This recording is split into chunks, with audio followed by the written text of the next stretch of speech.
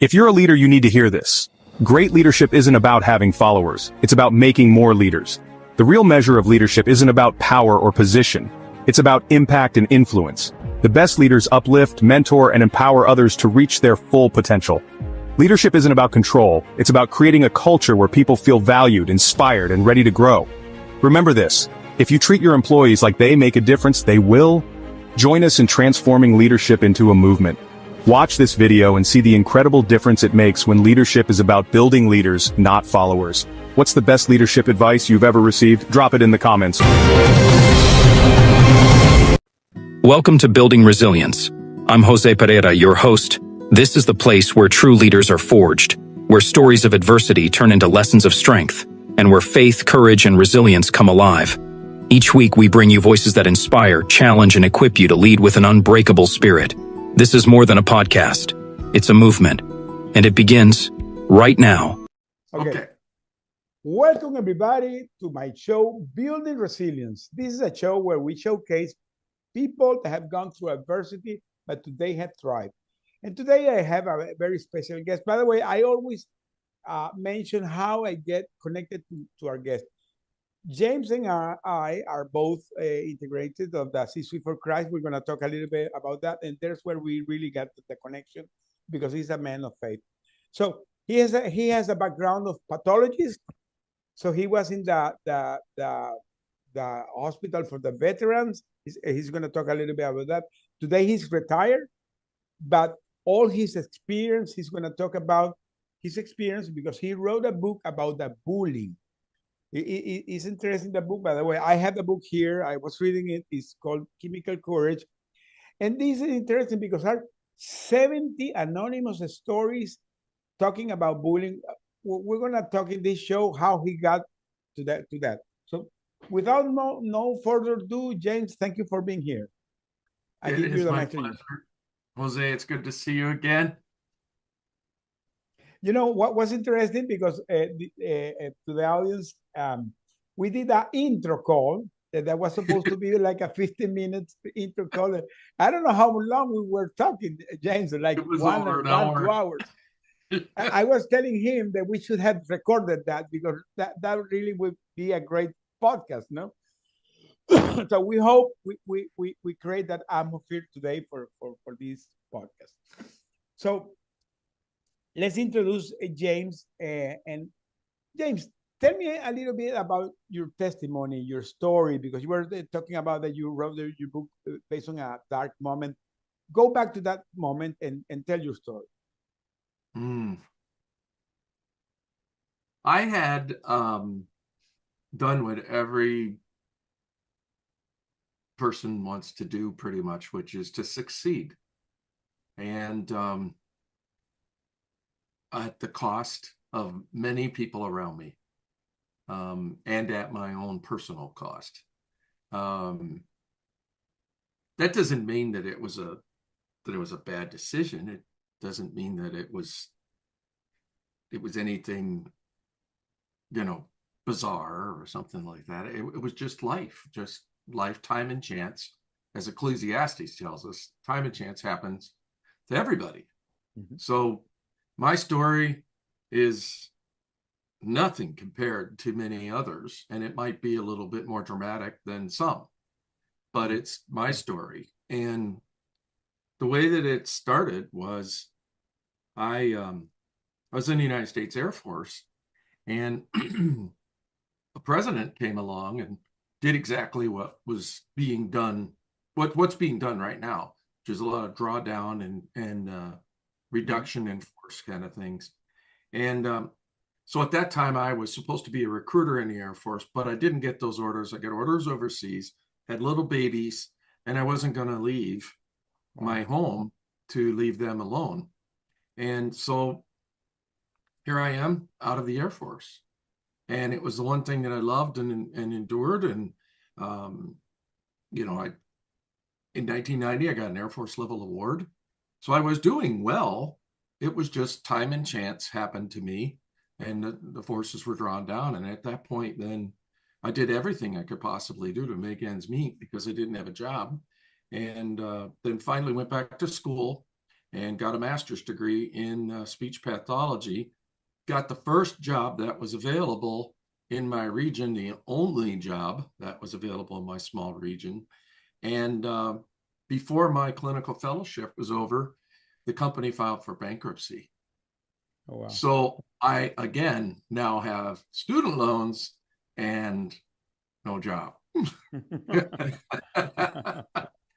And I thought, well, what in the world is this about? And then I landed on my feet in the medical field, and that was kind of the start of my desire to really rise to the top in providing healthcare to people. And at one point, I had an opportunity to join a neurocognitive rehabilitation center in Detroit as their CEO.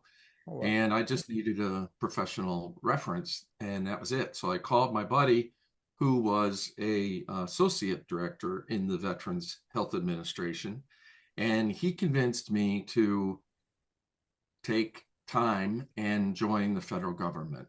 And so I did, and then we moved 80 miles away from our home, but all together as a family for the most part. And and then it just started happening. I just started skyrocketing, and leadership class after leadership class, and achievement after achievement. I call it the Kool-Aid or the golden handcuffs. That it was just this, this elated rising, and to the point that you get a table that's a certain size and a certain number of people around it. The next time you get a bigger table and more people around it. And it culminated in a really big table with like 70 to 80 people around it every morning. And me at the very end of that table, looking down at all these people, just with a great amount of gratitude, thinking, man, how could I be here? And you were in the pinnacle of your career. Yeah, right. So it was just this climbing thing. Mm-hmm. And at the same time, I missed some hockey games. I drove through snowstorms to get to hockey games and dance recitals. I did all of that stuff that you do as a young middle-aged parent. But I was never really truly present in the moment. I was always thinking about something. It was always something good, but I was always distracted. And the reason that I'm bringing that up is because that distraction is what led to Chemical Courage. So it was December. What was going on with your family at that time? So you were climbing the corporate ladder. What about your family? Yeah, that's a really good question. I know now that they were afraid. I didn't know then. I couldn't see it. I couldn't pick up on it. All I could pick up on is that, I had some really ridiculous expectations of life. And as I rose and became the man, I expected my family to rise along with me, mm-hmm. and that their culture, their behaviors would be similar, commensurate with that, mm-hmm. of an executive. Mm-hmm. And little stuff like shoes at the front door. I'd get home after driving across the Upper Peninsula of Michigan in snowstorm, and my only expectation was that there wouldn't be a pile of shoes at the front door. And I'd open the door and I'd be thinking about it the whole way back, 120 some mile drive. And I'd be like thinking about the shoes in the front door. And sure enough, there was the pile of shoes. And then what would happen is the Incredible Hulk would come out of me, and I would kick shoes and cuss and say, can't you get this right? That's the only one thing I want. I'm driving. I'm doing all of this for the family. It was really pretty ugly when you think about it. But I wasn't even present in those moments. But it was, again, building up this thing that I call chemical courage. You know, Jim, when you're talking about this, wow, I'm thinking about my life because exactly this is something that is incredible. The person that you sacrifice family time, sacrifice because I'm not saying that it's not okay that you try to, you know, to do great in a job to provide, be a provider to your family, but you really need to have a balance. And when you see that things imperfectly, you say, okay, I was climbing, climbing, climbing. So that's why I made you the question, what about the family? Because Yeah, now your only expectation is the pile of shoes, but not them. not, it's not terrible, right? yeah, It's yeah, just terrible. yeah. But It's great. it is the thing that echoes in my mind, and I know that they remember it. You know, when you sit around with family at holidays and you start reminiscing about the silly things that happen, They those are talk the about that things that come forward. You because remember when you would kick these the are the type of shoes down? these are the type of thing that mark you, you know, because but but the good thing is that now you recognize that that was wrong and you try to amend it. But let's talk a little bit Yeah, more about that. So that was, let's say, was the fundamental how you decided to write your book. part of it. But Okay. So Christmas how it Eve, came? Tell me that story. Christmas Eve, December 2022, I had an angel in my bedroom with me. Oh yeah. And this angel was saving my life and telling me Please tell that more about that turn over. angel because when you give me the previews, it blow my mind. I want the people to understand that really you had an angel. Yes, really. Yes, really. And it was, it felt like it was physically pushing me over from my left side to my right, or from my right side to my left side, rather, and telling me, stay awake and call the hospital. Pretty simple message, but I wrestled with it because I, was the man. And so I finally called. And when I called, they sent an ambulance. The ambulance gets there. The ambulance checks me out. Then they say, there's nothing wrong with you. I'm like, I knew that. But the nurse that I called for the triage, she said that I was having a heart attack or pulmonary embolism. And I'm like, nah, that's definitely not what's going on with me.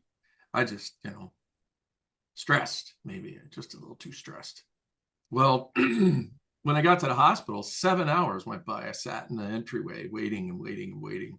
I met my doctor, and you know, Jose, there's these times in your life when I'm knocking on heaven's door. Something's happening, and I better tell the truth. Mhm.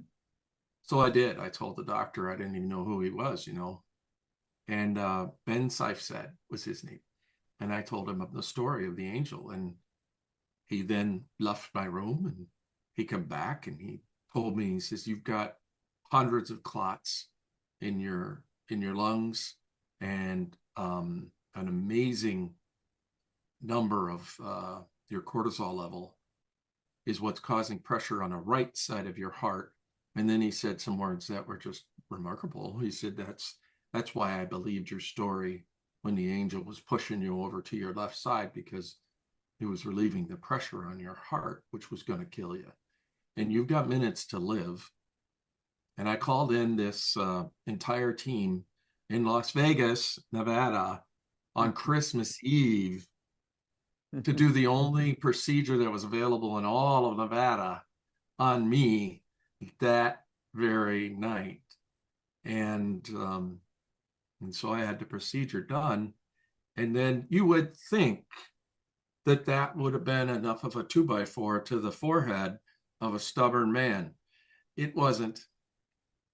And I took a job as the CEO of a California VA medical center. And we you picked you up and you moved. you were not hearing the signs, you know. It wasn't even a still small voice. It was like yelling, hey, Yeah, cool yeah, it yeah. here. And let me But tell there you was something something, before you continue. This is something great what you're saying because sometimes, you know, the Holy Spirit is saying you loudly, stop, and you continue. You had to be obedient. You had to stop. Continue. It wasn't enough to, have the family telling me about shoes and the anger that was building up. It wasn't enough to realize that my own leadership style at times would turn into the Incredible Hulk kicking shoes to get stuff done. Yeah. When there was adversity or, resistance in a particular project or philosophy or following a policy or who knows what it could have been. But I couldn't see those things in myself. Again, building the theme for Chemical Courage. But the biggest thing was when Dr. Seifstedt told me about my cortisol levels, I was really just perplexed by that. I'm like, what the heck is that? And how do I keep from having that happen again? They put this thing in my vena cava. It's a metal thing. And it was to stop the clotting for 6 months. It's a miracle. I am not on any kind of medication. I was only on that medication for a few months.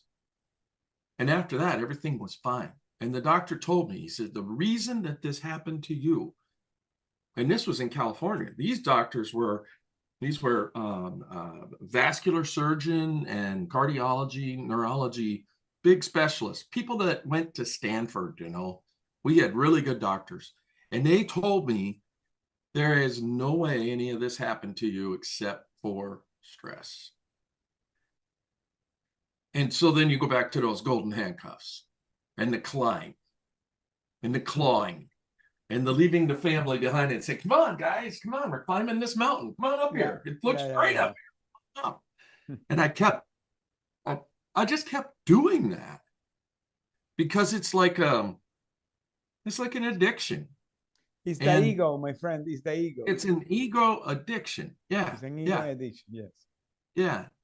And it finally came crashing down in California when values, my leadership, and things that were happening there, despite my attempts to stop it, became so much so and so dark that my wife was in Wisconsin visiting the granddaughters, and my son wasn't talking to us, and all of these products of my push really came to the surface, and I felt very, very responsible, hopeless, and suicidal. So I called her, and I had a gun in my hand when I called her. I said, I need you to come back to California. We got to talk to figure this out. And so she did. And then I called my boss, and I told my boss, I said, this isn't good for me. It isn't good for anybody. And I'm in a position, Jose, appointed by the president of the United States to take care of veterans in the Veterans Health Administration. And I'm getting ready to quit the one thing that I loved probably more than even my family and God at that time. I had put my priorities in a really messed up order. And the culture and the challenges and the realization that my body was giving me signals again, that it is time.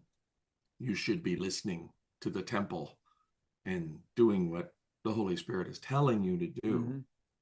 So you would think this would be a happy, wow, great ending, great decision, all that's good.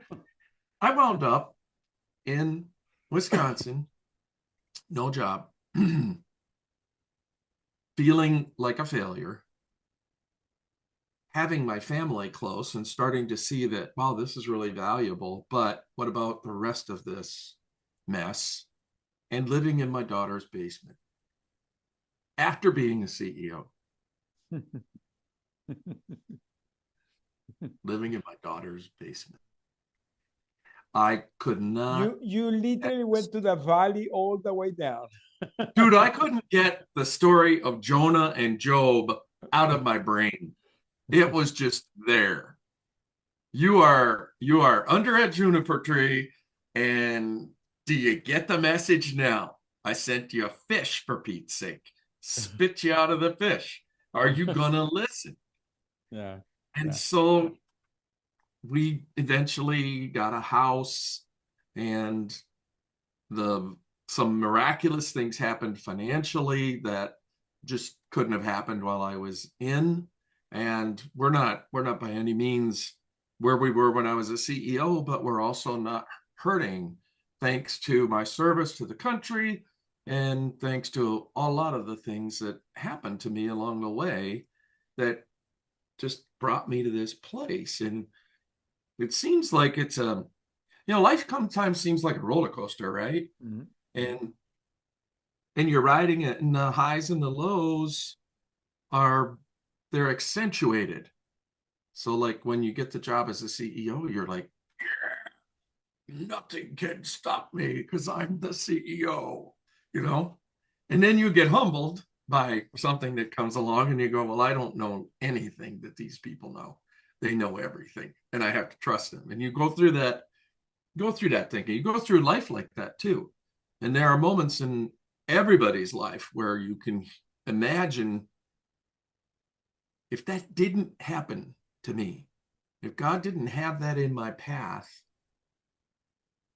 I wouldn't be who I am today. I wouldn't have the gratitude and the recognition of the magnitude and glory of Jesus Christ. How was you? What was the moment that you really thought that this was not a burden? That was something that what God put in you, like the Jonas, as you said. Where you realized that was the moment, and you felt that was a testing of God, but He was testing you for the good. So Yes. tell me a little bit about it. Yes.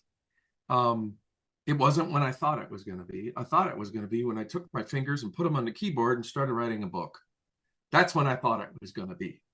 But it wasn't. The book was a struggle, and the book was getting these anonymous people to tell me more about bullying. And so the reason that I left my job was because of bullying. It was because of the toxic work nature that we've gotten into. It's because of the world and the culture and the climbing and the siloing and the selfishness, just plain simple selfishness. Yeah. It's like when you're a little kid and you're, in a sandbox, and one kid brings a bag of cookies and they're eating those cookies while you're playing in a sandbox and not giving you a cookie. And then they do it the next day and the next day. And it's like, am I ever going to get a cookie from this person? No, I'm never going to get a cookie. And it just gets all the way to the top into the boardroom, and people start acting like they were in a sandbox again, like they were little children, because of selfish motives. My department, mine. Yeah. Instead of ours. It's so true what you're saying. So true. But James, we're here. I believe that we went through things in life because God is giving me and giving you the voice to talk about the truth and to talk about how the things really have to be changed, because this is the world that the things have to change. And I truly believe that it's like a movement that is being created. The people like you, like me, or many people that have been meeting, that I can find the pattern in all of us. People that have been going to the top, and one day they fall, they crush, they literally are crushed, but God restores you and makes you a better man. So I see that in your story. So how you begin to contact these anonymous people? Talk a little bit about those 70 people you contacted. How was that? I sent out a whole bunch of text messages. And but what's random? What's random? It was totally, God just said, do this today, do this tomorrow. And I was listening, and I was doing that, and people were coming. The bad thing about bullying is nobody wants to really talk about it. To the audience that's hearing this, let me put that in context. This is the book. It's called Chemical Courage. And these are 70 stories of people that were bullied. So this guy contacted people randomly, anonymously, and then here's the book. So it's very cool. So talk about that. And they started calling me and they said, I'll do this, but I want to know that, nobody's going to ever be able to figure out that it's me. And I'm like, okay, no problem. So I had this big dry erase board in my office here, and I had the countries laid out all over the world where I was going to put different characters and make sure that there was no interconnectivity whatsoever between a story. If it was a story about a female, it was a story about a male in the book, and if they were on the West Coast, East Coast, switched them up so that there was just no way, unless you really knew the story, that you would be able to say that this happened at this place. And the forms of bullying that are there's really two forms. There's the external and the internal. The external is the people that are in middle school, high school. When I was in school, that people thought it was kind of funny to shove other people's heads in the toilet and flush it. They called that a swirling. It was supposedly a culturally cool thing to do, unless you were the one with the head in the toilet. Then it wasn't all that culturally cool. So, right? So that's external bullying and forces. That raises our fight, flight, freeze, fear response to think that after school today, I'm going to get a new haircut in a toilet. And that's not going to be a good day for me. And these people are poking and pushing at that because they're going to do it. It's the same thing. You send out an agenda and one of your executive team members sends you a fiery email and then is standing at your door at that moment, arms crossed, going, are you really going to do this? Like, one, I'm the CEO, you're not, and you shouldn't be standing there doing that because I'm guiding policy. I got the best interest of this organization at my heart, and you're supposed to be on my side. Yes, you can be a force of information and balance to that, but not like this. This is not good. So now that little thing, just that little gesture, the little fiery email, it sits inside you, and you go to the meeting. What you were planning on presenting, you now are having to present in a different way. You're having to grab a new energy in your body that wasn't there. And guess where that energy comes from? Cortisol. Oh, yeah. Our body, in that fight, fear reflection, will have an increase in cortisol. And when cortisol is increased and it's chronic and left to continue, it becomes inflammation. Mm-hmm.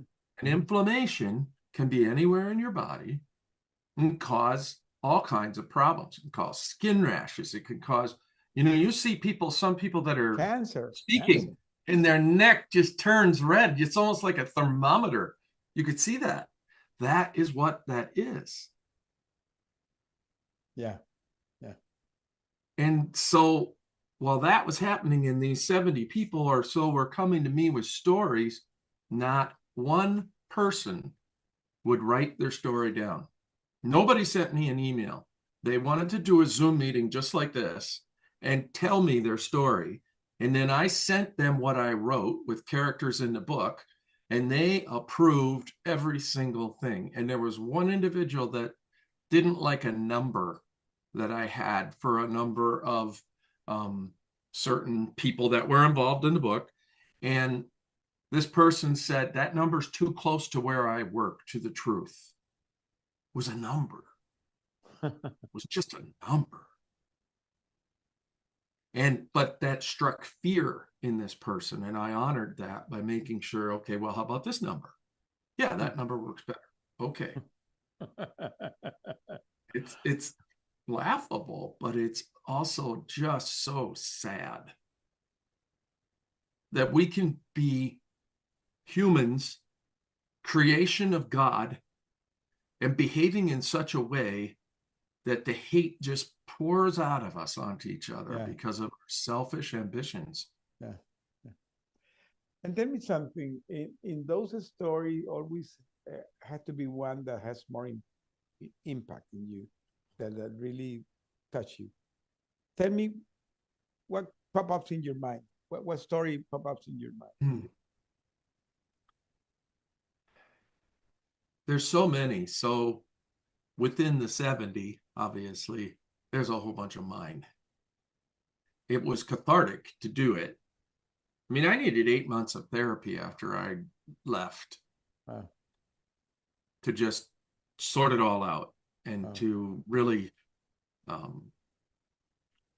to just figure that out. So I think the story that really resonates the most with me is the story of Naomi and Nabal. And I used biblical character names so that nobody could say, this is that kind of a person, this is that kind of a person. And if anybody had any kind of culturally or disabling conditions of any sort, different color, creed, grace, the whole thing, I called those people polka dotted. Okay. Because I wanted to honor the fact that we're all different, we could be different, and it really doesn't matter. Okay. So I didn't want any kind of scrutiny on that behalf. Plus, it also helped me to hide the identity of the people that were involved, especially if it was their, as I coined this term, purple polka dottedness. If it was because of that they were bullied, then that would be one of the things. So the story that is of Nabal and Naomi is they were a young couple and they were climbing through the ladder. And Nabal was quite a narcissist. But he loved Naomi, but he would bring home the things from work quite a bit.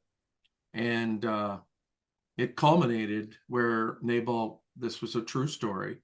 Nabal was a hospital director in a community where there was a mass shooting. And this mass shooting really impacted him.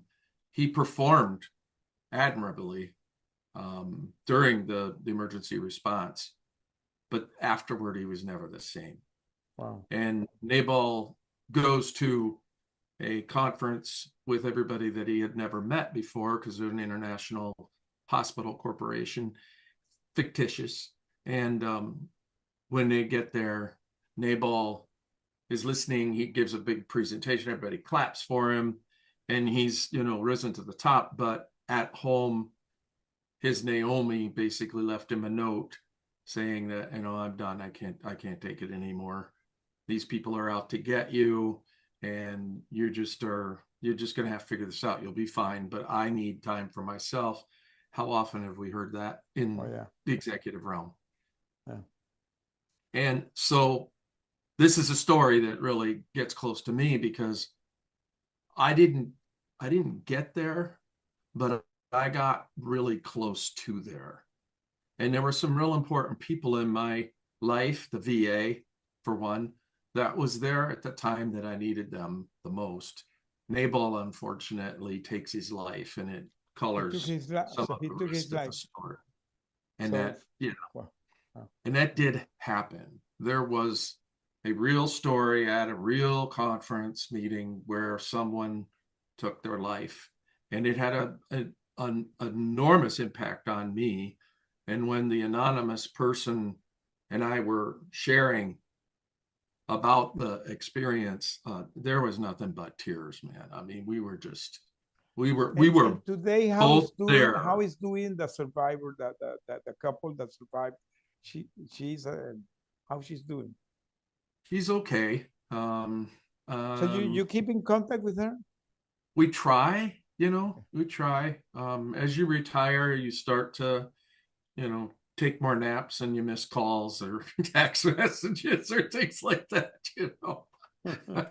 And tell me something. What has been the pattern you see in those stories? Because they have something in common, that is the bullying. But people cope different ways. People sometimes can manage it in different ways. Yes. What has been the behavior that you have seen, and why you think they have behaved different? What is the pattern that make the people behave different? It's amazing you'd ask that. And this was the thing that I found the most fascinating. This is in the first like 68 pages of the book, where everybody that reads the book has said, man, I just burned through those first pages, just whipped through them. That was so interesting. And then it gets to the stories, and then they get kind of because they can't figure out what's happening, and there's so many new characters. But that's on purpose, right? That's why that book is so different than any other book that was written about management, leadership, and life. I did that on purpose. And I knew it might fail with some people. In fact, I even had somebody tell me, I don't want you to use my story. I'm like, okay, no problem. I'm sorry. And it was a really amazing story, and a very good friend of mine. So it was even divisive in its development. But the thing that I discovered in those first 68 pages through research, there's a fabulous book out there, and I can't remember the lady's name. Anyhow, it's called The Busy Brain Cure. And she was a neurologist, or is a neurologist, and she had a very similar type of situation, had a major heart attack, and talked about wearing her stilettos and the whole thing. And but in her book, she talks about this cortisol thing in a different way. So I also have a friend that is a thrill seeker, loves to jump out of perfectly good aircraft with a parachute on his back. Mm-hmm.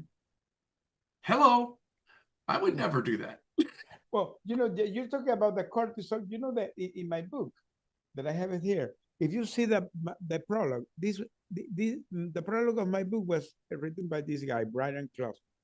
Brian Klausner is the director of the WakeMed Medical Center of North Carolina. It's a trauma recovery center where I was. And he's an authority talking about how the cortisol, the infuse of cortisol, impacts in you. And let me tell you what he told us when he analyzed our story, when our captivity story. He told us that the thing that we did there, that we tried to maintain a routine and keep going and doing things, that avoid that we had the infuse of the cortisol, because we had always the frontal cortex turned on, and that avoids the infuse of cortisol. So we didn't know how, but we did it, because he told us that if we hadn't done that, because we stayed years, we can have had so massive infuse of cortisol that I could have come back, maybe crazy, maybe with a cancer, maybe, but didn't happen. And he told us that was because of that.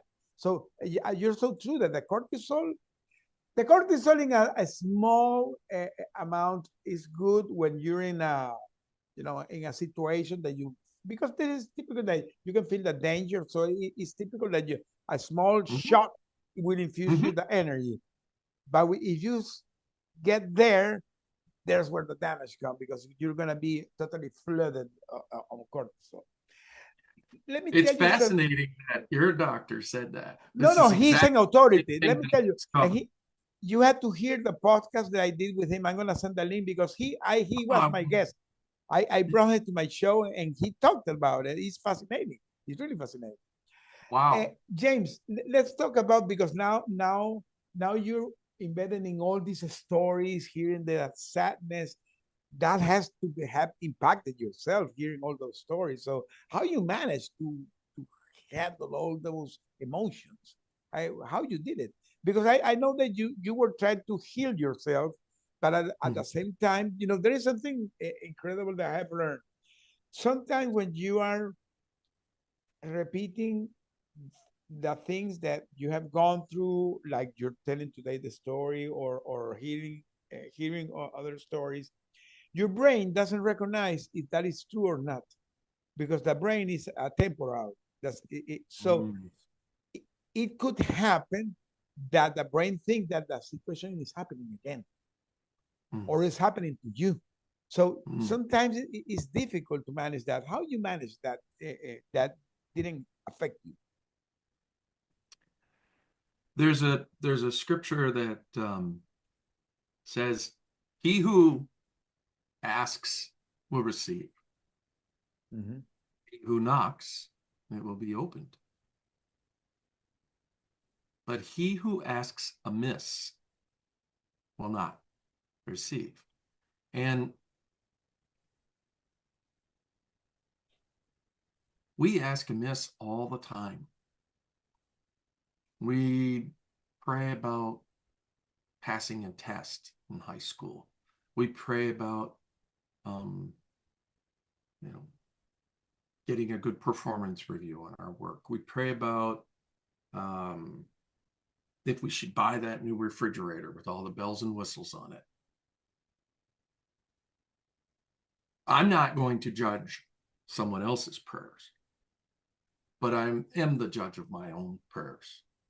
And when I ask amiss, I know that I'm asking amiss. So when I ask God, how can I do this? And he says, this way. I say, okay. Now, I didn't say that before. I can't say that, as we were talking about our connection with C-Suite for Christ, this was the thing that drew me into C-Suite for Christ, was that we're not a networking group. We are a group of Christian people that are in the marketplace that are thirsty for fellowship and the truth, God's truth, and how to actually enable and empower God's truth in our everyday. And I didn't do that. Yeah. There were decisions I made that I didn't ask God. I might have said, yeah, I'm a Christian and I'm thinking about God and I wanted to do it that way. And I'm thinking that was the right stuff, but I didn't ask. I was asking amiss. And I wasn't receiving either. Okay, that's a great introduction to you made to the next segment, that is the faith and the connection with the C-Suite for Christ. Tell me about how your faith was reshaped, how really you because you're talking about the praying intentionally for the things that you really think are part of your purpose. Because when you're finding what you really want to do, now you're praying intentionally. So how that faith was reshaping, how was the connection with the C-Suite for Christ? The people that doesn't know this, C-Suite for Christ is a movement that, if Paul is hearing this, is a wonderful guy, Paul Newberger, that he has this group. I love the way he always reframed it, that this is an unapologetic group of Christians. So, yep. and that's the way I got connected with James and many other people that have been meeting, because one of the things that all of us think is that God has restored us, and we are unapologetic, saying that we love him and we love Christ, and because our life has changed because of that. So James, tell me your story of that connection. So I started following, but I really wasn't active until I got to Wisconsin, and that would have been in 2023 of August. And Paul had sent out an email that said he was looking for a speakers bureau people. And I thought, well, I got this senior executive flag and I got a whole bunch of stuff. Maybe I could talk to somebody about something, make a difference. So I joined, and I didn't get a speaking gig for quite some time. I sent out my emails and told everybody about me. I didn't have any idea what the deluge was of how many people are out there that are professional speakers, and way better than me. But through C-Suite for Christ, I built friendships and fellowship with people that could help me. And I could ask, the hard questions like, well, how did you do that? And what did you do with this, with your calendar? And, things of just growing that way. Well, through that process, again, there was another roller coaster. There was you got to be the best coach ever. You know, you got to get the credentials. You gotta have clients. That didn't work for me. God didn't have that in my plan. God told me, he says, you tell people you'll coach them for coffee. And I'm like, okay. So I did. And I got more hours than anybody else that was in my cohort. I got like 600 hours in a very short period of time. I pushed through the Professional Christian Coaches Institute, and I'm just waiting for the final email that will tell me that it's okay to go take my test for the International Coach Federation's PCC, which is the second level. And so here I go again, climbing and achieving.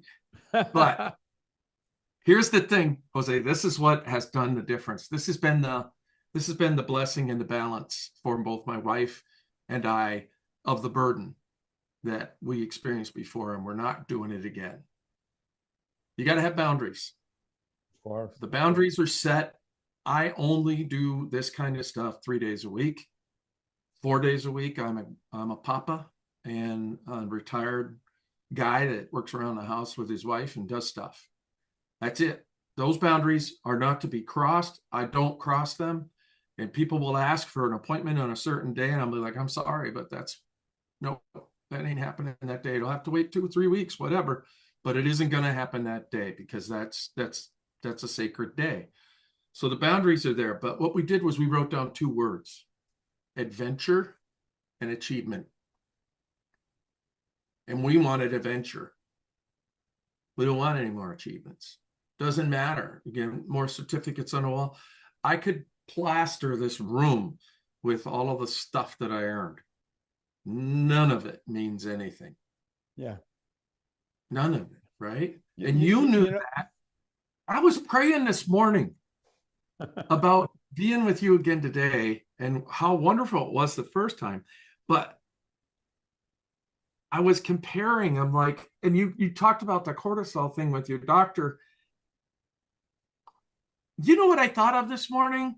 I thought of, how did you take a shower? How did you go to the bathroom? Those things, and I get to a point where in my life, I think, well, it's just bad enough that I should make it over. Well, let me say something to you that you did a great example. Just by the way, I was talking yesterday this with a lady that we were talking. During my captivity, we had 5 years without taking shower. We didn't have shower. We didn't have running water. We had a tank. Let me tell you how it worked. We had a tank, a 500-liter tank, and one of my guys, Tomeo, because he was a tank expert. No, so he managed how we could survive with that water for the next cycle of the vacuum truck refilling the tank. That was like 4 days after. Every 4 days came the truck to fill up the tank. So if we run out of water, we were done. So we had this like the gallon size bottles. We filled it, and everybody had 3 gallons. 3 gallons to do everything. I literally washed with maybe like a bottle of like this with a cup, and I stayed doing that for years. When I came back, we landed in the Army Brooks military base in San Antonio. I remember that I was in the hospital, and I took my first shower, and I was like 2 hours in the shower room, and I remember the nurse knocked the door saying, "Mr. Jose, are you okay?" "No, I'm fine. I'm fine." So, James, people take things for granted, and I spent years without a shower. And that changed your perspective of everything. Because now, for me today, a shower is a sacred space. When I'm gonna take the shower, for me, it's because I enjoy it. I missed it for years. And people that are hearing this, don't take things for granted. The thing that you have today, express gratitude because this God is given to you. And gratitude is the builder of oxytocin. Correct. Correct.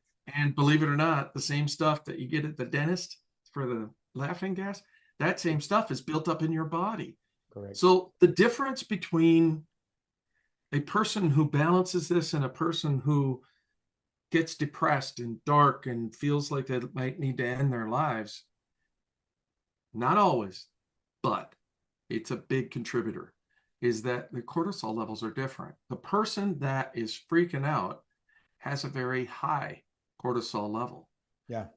Yeah. The person who's a thrill seeker has a very low cortisol level. And therefore, they have more tolerance space between the breaking point. If you were bullied, if you bully yourself and you listen to that voice and you don't partner with it and agree and try to learn from it, include it into your personal boardroom. Don't argue with your bully. You're never going to win. Yeah. You haven't won yet. Yeah. But if you partner with it and you actually make an agreement with your bully that, okay, when you notice this, I'm going to sit and listen to you, but you're going to sit and listen to me too. And we're going to work this thing out in a peaceable kind of quiet moment where you just pause. You guys, I knew this was a Holy Spirit moment when I was praying it this morning, because I'm like, this is just way too weird to just pray about, did he take a shower? Way too weird. I answered you how it was. And James, we're coming almost to the end, but I want to know two things. The first is, what is next for you? And tell us where the people can find you. The people that are hearing this, they want to find you, where they can contact you. So, for sure. What is next for me is continue coaching, and but something happened with C-Suite for Christ that's really cool, and it's supposed to happen here within the next couple of days. I have been given the honor of being a YouTube show host. Oh, yeah. And the show is called In This World, but not of it. And it will feature people that have an Ebenezer. And the Ebenezer is something that we use to remind us of God. Mm-hmm.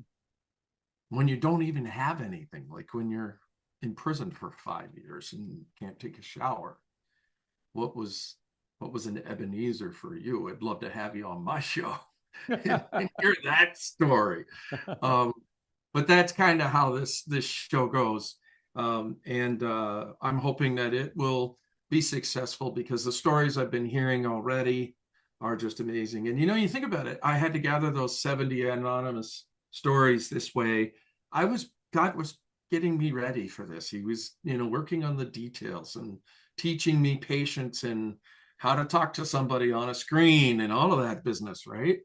And if you want to get a hold of me, that's really easy. I've made it easy to catch me at www.behold and the number one and then .com.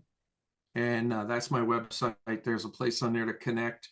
I do want to say that if you are a veteran or you are an executive and you are going through some tough times right now, my phone number is 906-869-1480. I saw Marcus Ogden do this once, and I said to him, can I do that? And he says, yeah, I don't have a license for it. I said, good, because I'm going to do it. Because the book, the people can find the book where? James? Amazon, Barnes & Noble. Call me. I'll send you an autographed copy, pay the shipping and everything for you. Well, this has been a great interview, James, and as always, because I was really enjoying the moment, and well, we will keep in touch.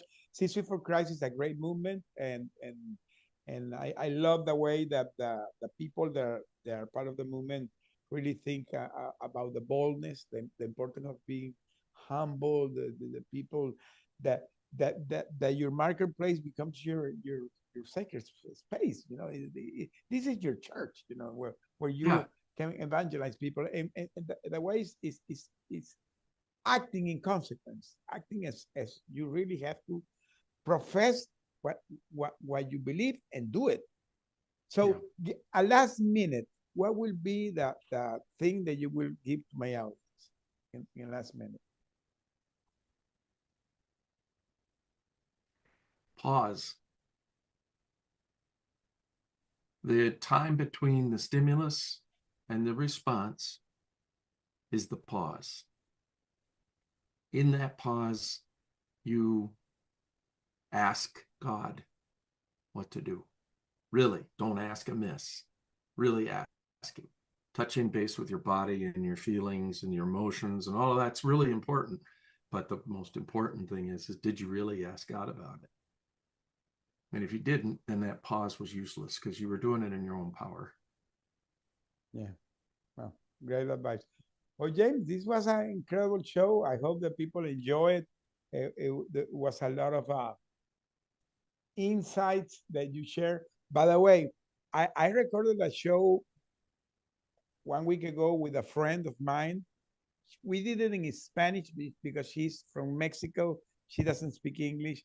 And she's a 2 times PhD in neuroscience. And she talked about the rewiring of the brain, the retraining of the brain, the plasticity of the brain, and how today the science has to confirm how the faith can change your reality. It was an incredible show. A person that is a scientific talking about faith, talking about a lot of things connected to the spirituality, but based on scientific findings that have confirmed biblical principles. It's incredible. You have to hear. I'm going to put it with translation. Well, said this, we're coming to the end because we are in 1 hour. So, James, thank you for being here in the show. You have been a wonderful guest. And, well, be successful with your podcast, too, by the way. I'm going to be following. Thank you, sir. Okay, bye-bye. Bye. If you're a leader, you need to hear this. Great leadership isn't about having followers. It's about making more leaders. The real measure of leadership isn't about power or position. It's about impact and influence. The best leaders uplift, mentor, and empower others to reach their full potential. Leadership isn't about control. It's about creating a culture where people feel valued, inspired, and ready to grow. Remember this. If you treat your employees like they make a difference, they will. Join us in transforming leadership into a movement. Watch this video and see the incredible difference it makes when leadership is about building leaders, not followers. What's the best leadership advice you've ever received? Drop it in the comments.